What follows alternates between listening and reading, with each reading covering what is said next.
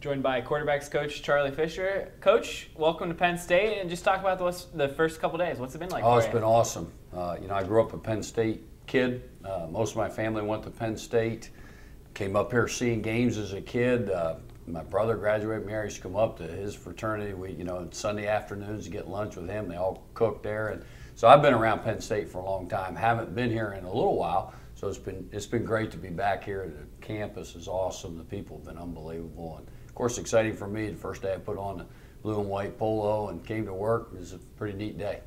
Yeah, talk about the conversations you had with Coach O'Brien and what went into your decision to accept the position. Well, it was easy for me to accept the position because as soon as he said, "I'm offering you a job," I said, "I'm coming." So that was easy. It was just exciting to get that opportunity. Coach O'Brien and I had discussions over a couple days. He said, "Hey, let's get you up here as soon as possible." I came up. We had a couple of great visits. He offered me the job. I turned right around, flew back to Ohio, jumped in a rental car, drove right back to be here for junior day.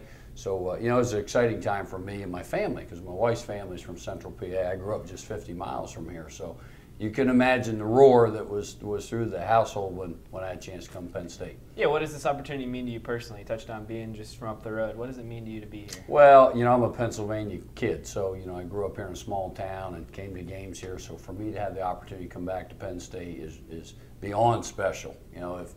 When I started coaching 31 years ago, to say I'd have the opportunity to coach at Penn State, coach the quarterbacks, that was really where I kind of was hoping I could, end up.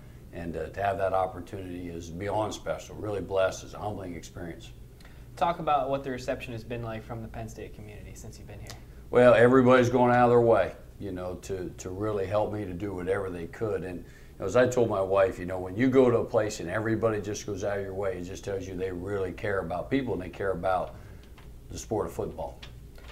Talk about your 31 years. You touched on your coaching career. Lead us up to your time here at Penn State. Well, I went to Springfield College in Massachusetts, and from there I started out in a couple small schools. I was at West Georgia, ended up getting the head football job there at West Georgia, actually, and that's where an initial connection with Ted Roof, Mac McWhorter started. Glenn Spencer at Oklahoma State was a very close friend of Coach O'Brien's. Went from there to NC State as a wideout coach, to Temple. So I was back in my home state for a couple of years, went there as a coordinator, and then down to Vanderbilt for 9 years. So I spent a lot of time at Vandy as a receiver coach, up to Miami of Ohio this past year as a quarterback coach, and then obviously to Penn State here just recently. What type of challenges are there when you're trying to mesh a staff together like you're doing right now? Well, everybody's got different ideas, different personalities, but, we all, pretty much in a coaching fraternity, we all kind of know either each other or know of each other. And Coach O'Brien's put a great staff together, great group of guys, and unique personalities. Obviously I haven't been here that long, but I know these guys, I know of them, and it's been a lot of fun getting to know them. And of course, Coach O'Brien, his vision, his passion, his excitement, his success as a coach is really exciting. You'll be coaching the quarterbacks. You've coached a lot of good quarterbacks over the years, including Jay Cutler.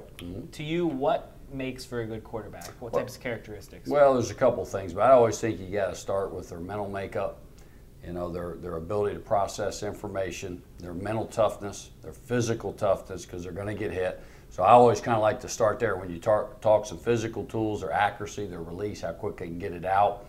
But at the forefront would be how quickly can they process information, know what to do with the ball, get it, and do it quickly. How do you implement those things to the guys coming back on the roster? What types of things will you be working on this spring? Well, just those things. First and foremost, you got to teach them the offense. So they've got a whole different deal to learn. Obviously, a pro-style attack. So that's going to be at the foremost. That's going to take some time till you can really learn and be comfortable what to do. So that'll be a starting point, in the meeting room, on the field, and then get them to process the information out there, understand who to throw it to, what we're trying to accomplish, when to get us in one play, when to get us in another play. But we've got a bunch of willing learners. We've got guys here that are talented. They wouldn't be at Penn State if that wasn't the case. So we'll go one day at a time. Hopefully they're going to improve every day, and we don't have to name a starting quarterback tomorrow. We've got spring ball, we've got camp, so we've got some time to identify their strengths, what they do well, and get them to the point where we're comfortable with them, they're comfortable in the system, and as we head to Ohio University, they'll be ready to play. Have you had a chance to sit down with any of the returning guys? Just a little bit. I had a chance to meet them, watch them work in the early morning workout, a little bit in the weight room, that kind of thing. But, you know, all those guys are excited about the vision, the offense.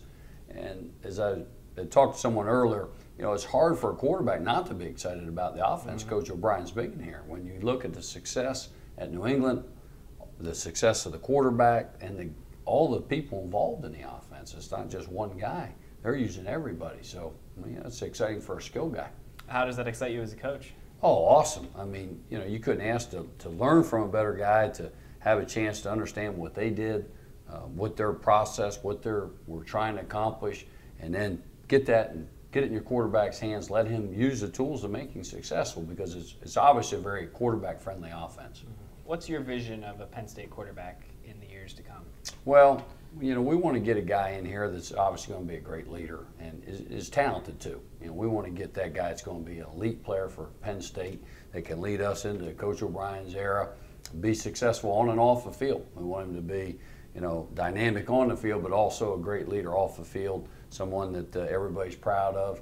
But at the end of the day, you know, he's leading us to championships and running our offense and doing it the right way.